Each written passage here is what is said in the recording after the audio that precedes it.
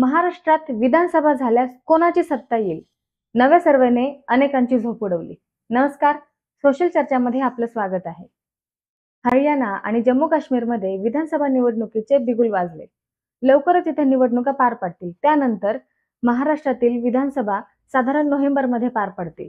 त्यामुळे राजकीय पक्षांना तयारीसाठी आणखी जास्त कालावधी मिळालाय.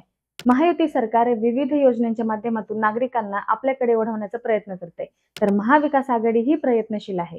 महाराष्ट्रात विधानसभा झाल्यास कोणाची सत्ता येईल याबाबत मॅट्रिक्स सर्व्हे एजन्सीने आणि टाइम्स नाऊने मतदारांचा ओपिनियन पोल जाहीर केलाय. यामध्ये महाराष्ट्र, झारखंड आणि हरियाणा या तिन्ही राज्यांचा समावेश होता. व्हिडिओला सुरू करण्यापूर्वी आमचे नवनवीन व्हिडिओ आपल्यापर्यंत पोहोचण्यासाठी चॅनलला सबस्क्राईब करा. महाराष्ट्रात कशी असेल स्थिती? तर सर्वेक्षणानुसार महाराष्ट्रात जर लगेचच निवडणुका झाल्या तर त्यांच्या सर्वेनुसार भाजपाला 55 ते 105 जागा मिळतील असं म्हटलंय.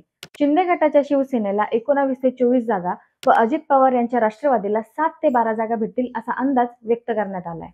काँग्रेसचा जर विचार केला तर त्यांना 42 ते 47 जागा, तर उद्धव ठाकरे यांच्या शिवसेना गटाला 26 ते 31 जागा व शरद पवार गटास 23 ते 28 जागा मिळतील असं या सर्वेत म्हटलं गेलंय.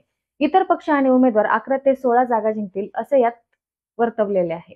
कशी असेल मतांची टक्केवारी?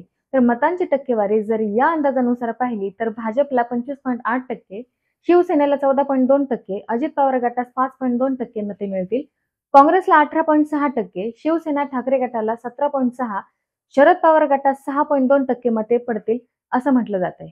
हरियाणात काय स्थिती असेल? तर या सर्वेनुसार भाजप आघाडीला 37 ते 42 जागा, काँग्रेसला 33 ते 38 जागा, जेजेपीला 3 ते 8 व इतर पक्षांना 7 ते 12 जागा मिळतील असाही अंदाज व्यक्त करण्यात आलाय.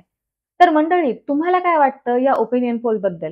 कोणाचे सरकार येऊ शकते, महायुती की महाविकास आघाडी? हे आम्हाला कमेंट करून नक्की सांगा. आणि जर तुम्ही हा व्हिडिओ फेसबुक आणि इंस्टाग्रामवर पाहत असाल तर आम्हाला नक्की फॉलो करा, म्हणजे आमचे येणारे नवनवीन व्हिडिओ तुमच्यापर्यंत पोहोचतील.